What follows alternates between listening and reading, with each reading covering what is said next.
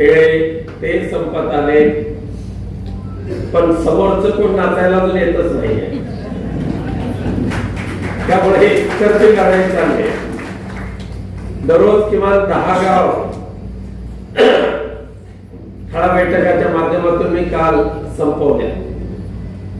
रात्री 3-3:15 वाजता रत्नागिरीला आलो आणि आज आपणा समोर येत असताना आनंद आहे, उत्साह आहे. आणि उल्काताईंनी तो जाहीर केला विजयाचा निर्धार, तो त्या विजयाच्या निर्धाराने पुन्हा एकदा कामाला सुरुवात केलेली आहे.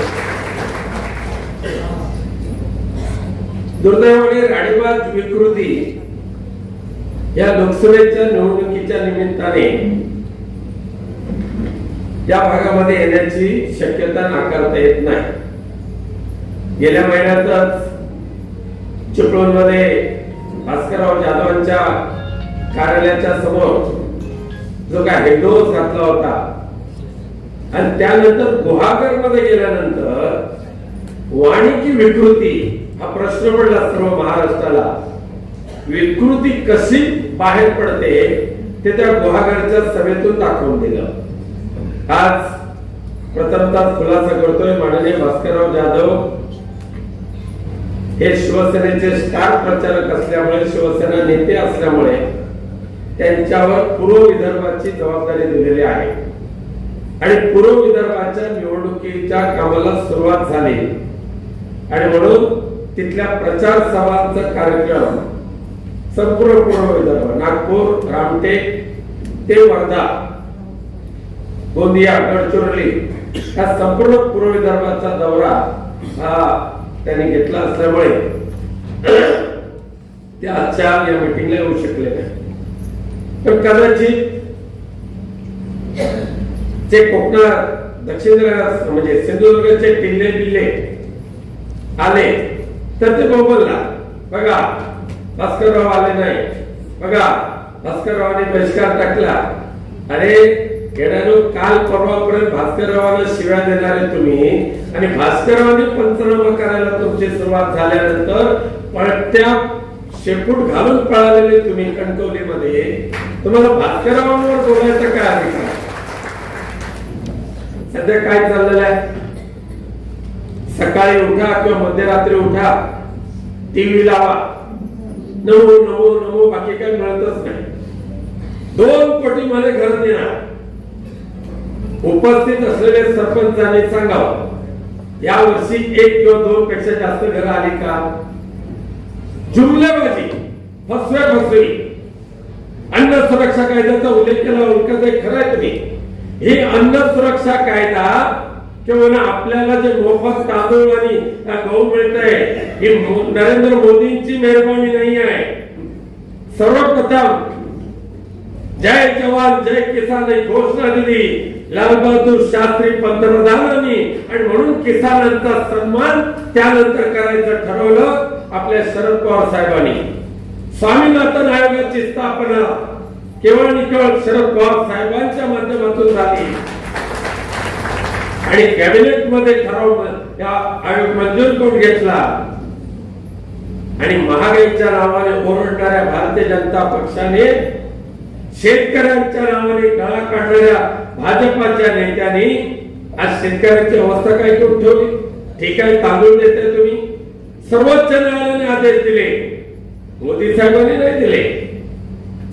हे अन्नधान्य कुजून जाऊ नये म्हणून एक देशभक्त सर्वोच्च न्यायालयामध्ये गेले. त्यावर सर्वोच्च न्यायालयाने आदेश दिले की गरिबांना मोफत अन्नधान्य देऊन टाका. मोदी साहेब तुमच्या कृपेने नाही मिळालं तरी समजतात तुम्ही देताय किटक नाचक पुस्तक. पण ईडी हा शब्द आपण यापूर्वी कधी ऐकला नव्हता. आपला संबंध जास्तीत जास्त संभाजी पिढीशी. कुड्याची पानं काढायची, पानं सुकवायची, वाळवायची, थप्पी बांधायची, बाजारात विकायची आणि जत्रेला 4 पैसे खर्च करायचे. आपला विनायक राऊतने केलेला हा व्यवसाय, विनायक राऊतने केलेला तो व्यवसाय आहे. त्यामुळे आज ईडीचा एवढा दुरुपयोग करायचा केंद्रीय यंत्रणेचा दुरुपयोग करायचा आणि प्रथमतः या भारतामध्ये लोकशाहीच्या अमृत महोत्सवी वर्षामध्ये या देशाचे 5 मुख्यमंत्री ईडीच्या तुरुंगात नरेंद्र मोदी साहेब तुम्ही टाकण्याचं पाप केलं की नाही हो? त्या भारत मातेची केलेली क्रूर थट्टा यांना मुंबईची का संपवायची? ह्या 2 अहिमई रावणांना मुंबई स्वतःच्या घशात घालायची, गुजरातला जोडायची आहे ती. त्यांना आजही त्यांच्या डोक्यामध्ये खलतंय छत्रपती शिवाजी महाराजांनी सुरत जी लुटली ते त्यांच्या डोक्यातून गेलेलं नाही आहे. 106 हुतात्म्यांच्या बलिदानातून मुंबई मिळवली त्यांच्या घशातून, आजही त्यांच्या डोक्यातून ते गेलेलं नाही. आणि म्हणून भविष्यामध्ये मुंबई अहमदाबादला जोडायची, गुजरातला जोडायची, यासाठी शिवसेना संपवण्याचा निर्धार त्यांनी केला. राष्ट्रवादी काँग्रेस पक्ष संपवण्याचा निर्धार केला. अरे कोणाची माय मिळाली नाही की मुंबईचा मराठी म्हणून संपवून मुंबई हडप करायची औलाद ज्या वेळेला निर्माण होईल त्यावेळेला ती औलाद चिरडून टाकायची ताकद आजही उद्धवजी ठाकरेंच्या या मर्द मावळ्यांमध्ये. दुसरे कोकणावर आलेलं आक्रमण सांगतो, कदाचित ह्या निवडणुकीला जर राणेबाजीला ज्यांनी जन्म दिला त्या नारायण राणेंचं आगमन जर निवडणुकीच्या पार्श्वभूमीवर उमेदवार म्हणून झालं तर त्याला एक प्रश्न विचारायचा. म्हणजे दुर्दैवाने ते मंत्री आहेत आणि ते खातं काय थोडं छोटं मोठं नाही आहे. MSME सारखं मोठं खातं आहे की ज्या डिपार्टमेंट मधून सर्व देशातल्या सर्वसामान्य लोकांना अर्थसहाय्य दिलं जातं. अर्थमंत्र्यांनी MSMEचा उल्लेख आपल्या भाषणामध्ये करतात आणि ह्या भाषणाला काही कळलंच नाही त्याचं. एकदा लोकसभेमध्ये आम्ही बसतो, प्रश्नोत्तराचा तास असतो पहिला. हा हो सगळं खचाखाच बनलेलं असतं आणि प्रत्येक खासदार ह्या सर्वसामान्य लोकांच्या साठी असलेल्या योजना किंवा डिपार्टमेंट असतं त्याच्यावर अधिक प्रश्न टाकतात. आणि एकदा प्रश्नोत्तराचा तास चालू झाला, अध्यक्ष महोदय येऊन बसले आणि प्रश्नोत्तराच्या तासाला आपल्या दुर्दैवाने या नारायण राणेंच्या MSMEचा प्रश्न आला आणि दक्षिणेकडच्या एका महिला खासदारांनी अस्खलित दाक्षिणात्य इंग्लिश मध्ये प्रश्न विचारला. तामिळनाडूच्या ट्रान्सलेटर असतात तिथे, हे महाशय उभे राहिले उत्तर द्यायला. अध्यक्ष महोदय, केरल के बारे में जो प्रश्न पूछा है, अरे प्रश्न विचारले तामिळनाडूचा, हे उत्तर देत आहेत केरळचं. लोकसभा अध्यक्षांनी थांबवलं, म्हणाले मंत्री जी प्रश्न पूछ रहे तमिलनाडु के बारे में, आप उत्तर दे रहे केरळ के बारे में. असं हे याड, आमच्या मालवणी भाषेत मालवणी याड असा एक शब्द आहे. आता मी पण मालवणी, पण मी याड दिसतोय का? असेच काही येणं असतात त्याच्यातलं ते. आता उद्या जर कदाचित मला बाळाकाका म्हणाले 8 तारीखला चिपळूणला मीटिंग होणार आहे, होऊन दे. परवाच्या दिवशी कुडाळला झाले, मला सांगितलं, माझा एक त्यांनी उल्लेख केला की म्हणे विमानामध्ये माझ्या पाया पडले आणि म्हणाले मी तुमची बॅग काढून देऊ का? आता बाबा संतांचे विचार माझ्या हृदयामध्ये आहे. बाळासाहेबांनी माझा एक संस्कार दिलेले आहे. आता त्यांची उंची आणि माझी उंची याच्यात फरक होता ना, मग माझे हात विमानाच्या वरच्या लगेच त्या बॉक्स मध्ये पोहोचत होते आणि संस्कृती म्हणून माझ्यापेक्षा काही वर्षांनी मोठा म्हणून नमस्कार केला. भूक नाही, तू नाही, नको करू. तरी म्हटलं बाबा बॅग काढून देऊ का? हात पोचत नव्हता आणि हे रोस्टर्स मदतीला येत नव्हती. कोण या घाणीच्या जवळ जाईल म्हणून एक सौजन्य म्हणून बाबा बॅग काढून देऊ का? नको म्हणाले. त्याचा उल्लेख काल त्या कुडाळच्या मीटिंग मध्ये करतात. काय हा विनायक माझ्या पाया पडत होता, माझी बॅग काढून देत होता. तुमच्यासारखी बेईमानीची औलाद विनायक राऊताची नाही आहे. जो ज्येष्ठ असेल त्याला वंदन करणं ही नम्रता आम्हाला शिकवलेली आहे. त्या नम्रतेची तुम्ही थट्टा करताय, त्या आदराची तुम्ही थट्टा करताय.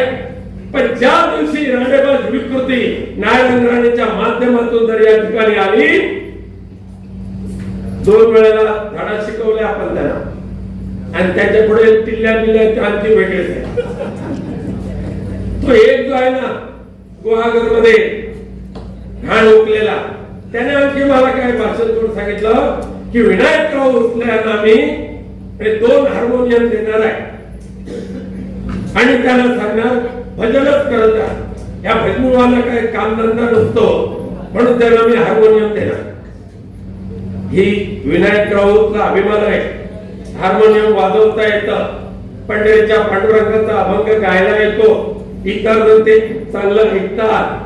भजन कीर्तन म्हणजे परमेश्वराला साध्य करण्याचं महत्वाचं साधन, आणि त्या परमेश्वराची आराधना करणाऱ्या विनायकराव सहित संपूर्ण कोकण पट्टीतल्या भजनी बुवांचा जर असा अपमान निलेश राणे करत असेल, तुमच्याकडून अपेक्षा नाही हो. तुम्ही सख्या चुलत भावाला संपवलाय. या अशा हैवानांकडून आम्हाला फार मोठ्या शब्दाची किंवा आशीर्वादाची अपेक्षा नाही आहे, पण सावध मात्र राहावंच लागेल. उमेदवार भारतीय जनता पक्षाच्या चालावर चालणारा नोटंकी करणार आहे. परवाच्या दिवशी धमकी द्यायला सुरुवात केली, माझ्या नादाला तो येईल त्याचा मी बघून घेईन. 10 वर्षापूर्वी ज्या वेळेला विनायकराव लोकसभेला या मतदारसंघामध्ये उभा राहिला, त्यावेळेला नारायण राणे तुमची दादागिरी ह्या जिल्ह्यामध्ये आणि या कोकणामध्ये किती चालत होती, किती तुम्ही प्रताप, तुमचा काय पराक्रम त्यावेळेला ऐकत होता की ह्या राज्यामध्ये गडचिरोली हा नक्षलवादी जिल्हा, संवेदनशील मतदान केंद्र नंबर 1, आणि त्यानंतर गडचिरोलीच्या नंतर कोणत्या जिल्ह्याचा नंबर लागत होता माहितीये? संवेदनशील मतदान केंद्रामध्ये या सिंधुदुर्गाचा, या नारायण राणेंचा प्रताप पंचनामा करायला सुरुवात केली नारायण राणे. तर विनायकरावच्या नादाला लागू नका, कारण बाळासाहेबांचा पट्ट शिष्य म्हणून विनायकराव आहे. आणि आज 2010 वर्षानंतर आम्ही सिंधुदुर्ग आणि रत्नागिरीला काय दिलं? आजच्या 2024 ला एकही संवेदनशील केंद्र नसलेला जिल्हा म्हणून आम्ही मतदारसंघ म्हणून आम्ही रत्नागिरी सिंधुदुर्ग जिल्ह्याचं नाव लौकिक प्राप्त करून दिलं. कारण विचाराने चालणारे आम्ही आहोत, संस्काराने चालणारे आम्ही आहोत, सेवा धर्माचं पालन करणारे आम्ही आहोत. रामाच्या नावावर यांनी राजकारण केलं, राम मंदिर उभं केलं. हे मोदी साहेब तुमची नाही कृपा, आम्ही दिले, विटा दिल्या, योगदान दिलं, आणि सर्वोच्च न्यायालयाने निर्णय दिल्यानंतर रामाच्या मंदिराची उभारणी मूळ जागेवर नाही केली. मूळ जागेपासून 3 किलोमीटर दूर राम मंदिर तुम्ही उभा करताय, आणि त्या रामाचं लग्न लावण्याच्या अक्षता तुम्ही आपल्या देशामध्ये वाटताय. अक्षताचं राजकारण करत असताना प्रभू रामचंद्राशी तुम्ही केलेली बेईमानी, रामचंद्राचा नावाचा वापर करून देशवासियांची केलेली फसवणूक, काय केलं माहितीये? तुमच्यापैकी बऱ्याच जणांच्या घरी अक्षता आल्या होत्या ना, तुम्ही सुद्धा भक्तिभावे त्या घेतल्या ना? विचारात का कुठून आणल्या? काही जणांनी विचारलं, पण न विचारताना त्यांनी सांगितलं अयोध्येतून प्रभू रामचंद्राच्या अक्षता आलेल्या आहेत, आपण त्याच्यावर त्रास प्रश्न करत नाही. घेतले, देवालयात ठेवले, नमस्कार केला अक्षताला. ह्या अक्षता वाटता वाटता 6 मुलं कणकवलीला आली. त्याच्यामध्ये 4 विद्यार्थी आणि 2 विद्यार्थी 20-25 वर्षाच्या होत्या.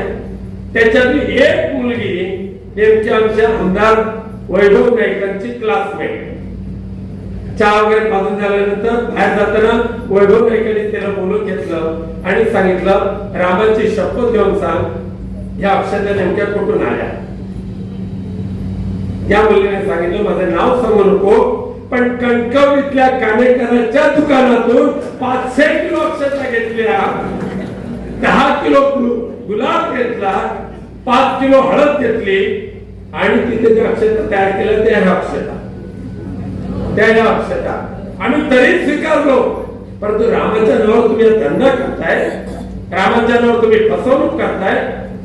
अरे राम आमच्या हृदयामध्ये आहे, पण हृदयातलं रामाला न्याय द्यायचा असेल तर हाताला काम मिळालं पाहिजे, तर मी तर राम नावाचा जयघोष केल्याचं सार्थक होईल. आणि म्हणून आज तुमच्या आमच्या सर्वांसमोर एकच निर्धार करून उभं राहायचं आहे की कोणत्याही परिस्थितीमध्ये यावेळेला जर चुकलो तर हुकुमशाहीच्या खड्ड्यामध्ये पडल्याशिवाय राहणार नाही. आज तुमच्या या संपूर्ण आपल्या कोकणामध्ये सिडको आल्याची गरज होती का? ग्रामपंचायतीच्या जागेवर तुमच्यापैकी असलेले सरपंच उपसरपंच काय पाप करताय, काय चुकीचं काम करताय? पण ह्या 4 जिल्ह्यामध्ये पालघर, रायगड, रत्नागिरी आणि सिंधुदुर्ग या 4 जिल्ह्यातल्या 1635 गावावर या देवेंद्र फडणवीस आणि खासदार एकनाथ शिंदेनी सिडको बांधायला सुरुवात केली. रत्नागिरी जिल्ह्यातले 722 गाव, संपूर्ण 40 जिल्ह्यातल्या 6,42,000 हेक्टर एवढी जमीन सिडकोच्या ताब्यात राहणार.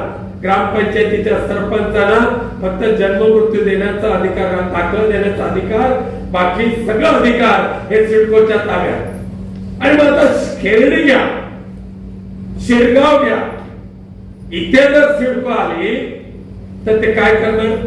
सिडकोचा अधिकारी नवी मुंबईला बसतोय, परप्रांतीय भूमाफिया यांची नजर आता कोकणावर आहे, किनारपट्टी हायवेच्या बाजूची.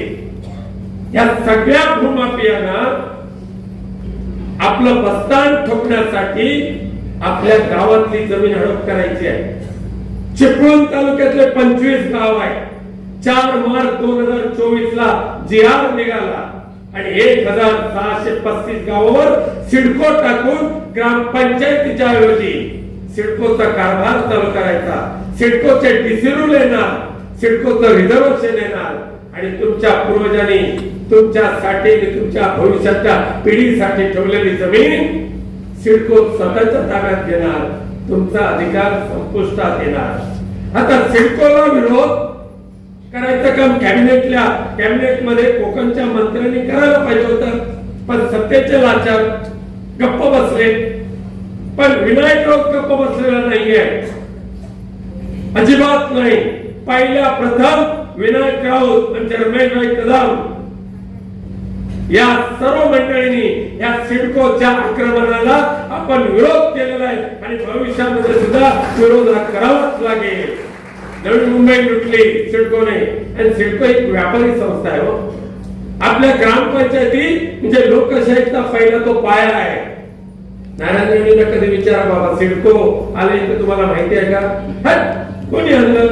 मग त्यांना सांगा 4 मार्च 2024 चा जरा GR वाचा, कोणी आणलं?